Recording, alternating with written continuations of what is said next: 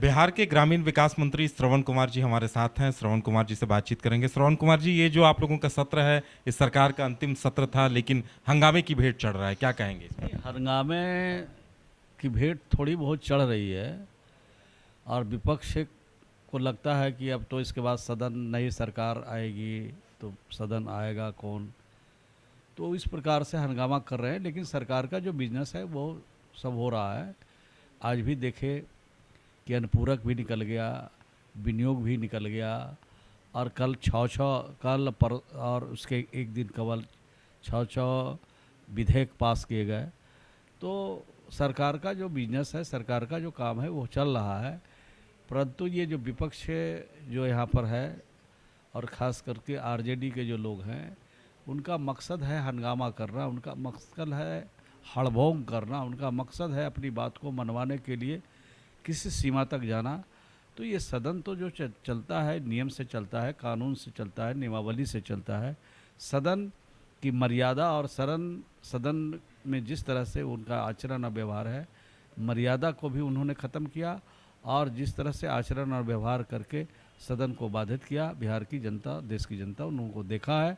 आने वाले दिनों में इसका खामियाजा उनको भुगतना पड़ेगा। श्रवण कुमार जी, ये जो 125 यूनिट बिजली फ्री पेंशन योजना है, तो राजद ये सवाल उठा रही है कि ये अगर आप लोगों को करना था तो पहले क्यों नहीं किया?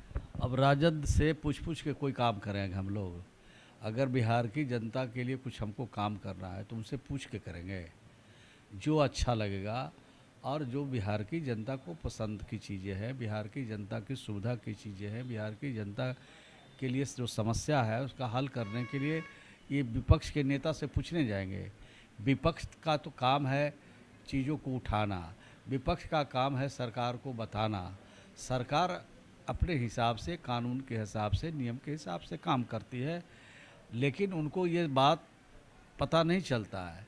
उनको पता चलता है तब जब लगता है ज़मीन नीचे से खिसक रही है, और 2025 में उनकी पूरी तरह से ज़मीन खिसक चुकी है। दूर दूर तक संभावना नहीं है महागठबंधन का, इसलिए इस तरह का अनर्गल बात बोल करके जनता में भ्रम पैदा करते हैं। वोटर पुनरीक्षण पर इतनी बौखलाहट क्यों है? देखिए, वोटर पुनरीक्षण तो नियम के हिसाब से हो रहा है और ये निष्पक्ष संस्था है। जो इलेक्शन कमीशन है वो निष्पक्ष संस्था है, उस पर इस तरह से टीका टिप्पणी नहीं किया जाना चाहिए।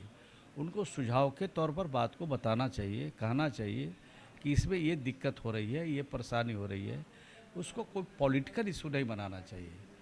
और दिक्कत क्या हो रही है, जब बिहार में हम लोगों ने तय समय सीमा के अंदर जब बिहार में जाति आधारित गणना करा सकते हैं और घर घर जा कर के लोगों से समझ करके, सुन करके, उनसे राय करके बात को बना सकते हैं, तो ये इलेक्शन कमीशन है। पूरे देश में इलेक्शन कमीशन चुनाव कराता है, एक साथ लोकसभा का देश में चुनाव कराता है, कई राज्यों के चुनाव कराते हैं। तो उनके पास जो तजुर्बा है, उनके पास जो अनुभव है, उनको काम करने की जो शैली है, क्षमता है, उसका उपयोग करके अगर मतदाता सूची का सत्यापन कराना चाहते हैं तो ये अच्छी बात है।